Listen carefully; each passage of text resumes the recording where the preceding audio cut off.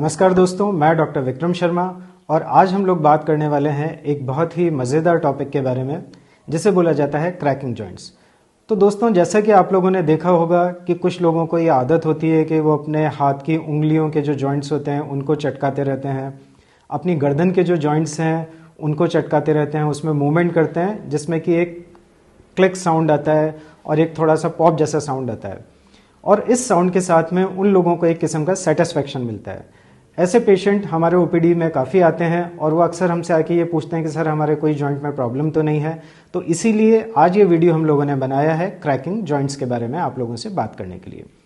तो दोस्तों, cracking joint को समझने से पहले सबसे पहले हम लोगों को जोड़ का जो एक सामान्य स्ट्रक्चर होता है उसके बारे में सामान्य जानकारी होनी चाहिए। जैसा कि आप लोग देख सकते हैं कि जॉइंट के अंदर हड्डियों के बीच में जो जोड़ का स्ट्रक्चर होता है उसके ऊपर एक आवरण होता है जिसे बोला जाता है कैप्सूल, और जॉइंट के अंदर एक बहुत ही थिक फ्लूइड होता है जिसे बोला जाता है साइनोवियल फ्लूइड।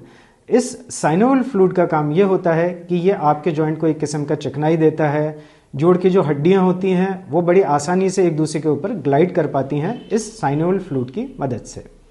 साथ में इस साइनोवियल फ्लूइड में कुछ जो गैसेस होती हैं वो हमेशा डिसॉल्व्ड अवस्था में रहती हैं, जैसे कार्बन डाइऑक्साइड होती है, नाइट्रोजन होती है। तो इस तरह के गैस के जो महीन बुलबुले होते हैं वो साइनोवियल जॉइंट्स में हमेशा विद्यमान रहते हैं। तो दोस्तों, जो लोग अपने जॉइंट्स को चटकाते हैं तो आप देखते हैं कि वो जॉइंट को एक एक्सट्रीम पोजीशन में लेके जाते हैं।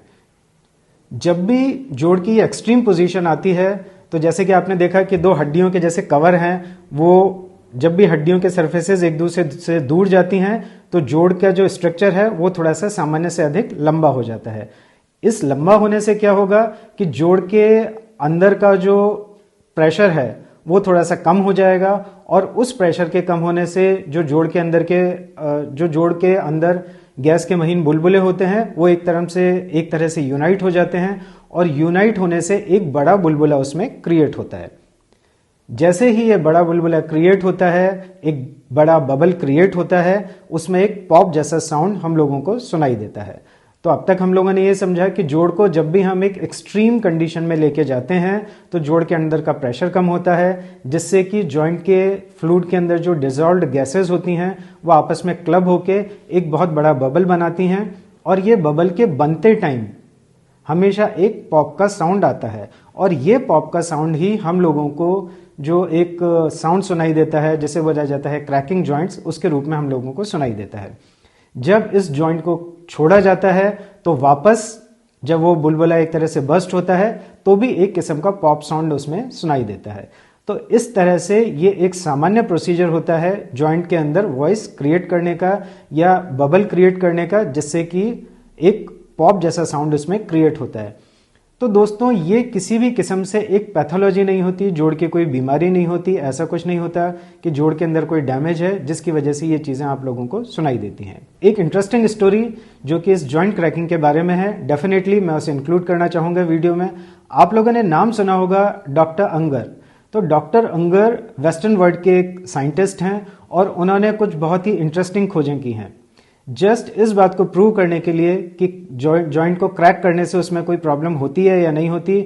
उन्होंने बहुत लंबे समय तक अपने बाएं हाथ के जोड़े के अंदर एक क्रैकिंग प्रोड्यूस किया और दाएं हाथ का जोड़ा उन्होंने नॉर्मल रखा। मतलब एक तो उन्होंने कंट्रोल रखा, एक तो सामान्य हाथ रखा, और दूसरा जो साइड है उसमें लगातार उन्होंने क्रैकिंग किया, और हर साल उन्होंने उसमें एक्सरे किए।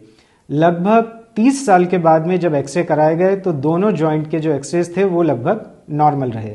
तो ये बड़ी इंटरेस्टिंग कहानी है, सिर्फ इस बात को प्रूव करने के लिए कि जॉइंट को इस तरह से क्रैकल करने से उसमें कोई पैथोलॉजिकल डैमेजेस नहीं होते हैं या कोई एक बीमारी नहीं होती है। सिर्फ इस बात को प्रूव करने के लिए उन्होंने एक्सपेरिमेंट किया, और आप लोगों को जानकर आश्चर्य होगा कि सिर्फ इस एक्सपेरिमेंट के लिए या इस ऑब्जर्वेशन के लिए उनको एक IG नोबेल प्राइज मिला, जो एक थोड़े से सीरियस साइंटिफिक रिसर्चर्स नहीं होते हैं उनके लिए ये अवार्ड दिया जाता है।